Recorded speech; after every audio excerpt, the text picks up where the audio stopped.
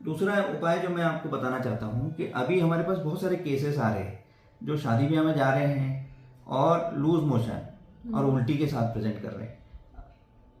2-3 दिन पहले एक महिला आई जिनको 20-20, 25-25 बार लूज मोशन हो रहे हैं। उनका डाउट भी सही है कि हम फलानी जगह शादी में गए थे, रिसेप्शन में हमने प्लेट भर के सलाद खाया और कुछ कुछ खाना खाया, उसके बाद से लूज मोशन हो रहा है। तो जो शादी ब्याह में कटा हुआ सलाद रखा रहता है वो यूजुअली एक दिन पहले काट दिया जाता है, उस पर एक झिल्ली चिपका दी जाती है, उसको रख दिया जाता है।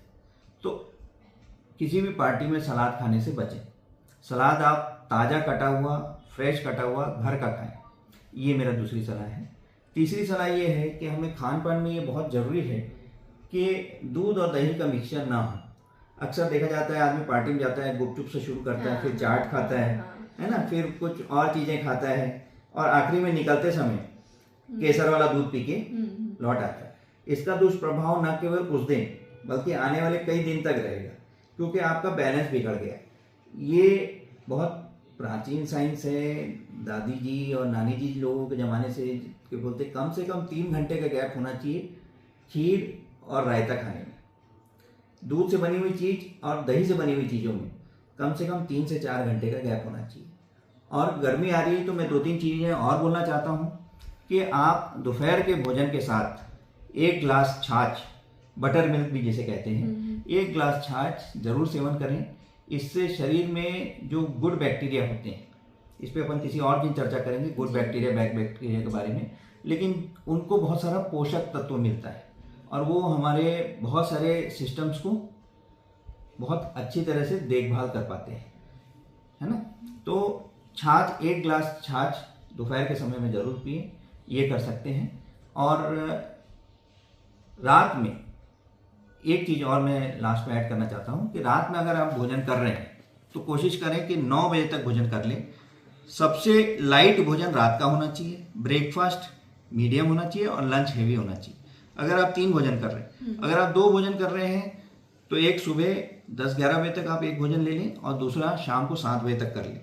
बहुत लेट नाइट खाने से वो शरीर पे एक जहर की तरह काम करता है और वो पूरा पचता नहीं है, उसकी वजह से पाचन तंत्र कमज़ोर पड़ता है। जी, तो जैसे आपने बताया कि सलाद वलाद में भी जो है कुछ कुछ चीज़ें शामिल नहीं करनी चाहिए, तो अभी जैसे गर्मी के हिसाब से आप क्या बोलेंगे, कौन सा कॉम्बिनेशन आप सलाद का लोगों को बताना चाहेंगे कि हाँ आप ये ऐड करके खा सकते हैं, जैसे खीरा, ककड़ी और उसमें अगर बॉयल चीज़ें शामिल करनी हो तो? देखिए, आप सलाद में जो उपलब्ध है वो खा सकते हैं। गर्मी में मुझे लगता है कि खीरा, ककड़ी, टमाटर, प्याज, ये आप अपने सलाद में इंक्लूड करें। मूली वगैरह से परहेज करें। इस सीज़न में मूली ठीक नहीं रहती, भले वो मिल रही है बाज़ार में, लेकिन उसको ना खाएं। फ्रूट्स में जो हमारे रेगुलर फ्रूट्स हैं उसको खाएं, जो इस सीजनल फ्रूट्स हैं। बहुत सारे लोग जो विदेशी फ्रूट्स के भी बहुत दीवाने होते हैं आजकल, बहुत हाँ, जैसे कीवी है, स्ट्रॉबेरी है, ड्रैगन फ्रूट्स वगैरह है। तो मतलब अगर वो सूट कर रहा है तो खा लें, बट अगर आप तरबूज खा रहे हैं,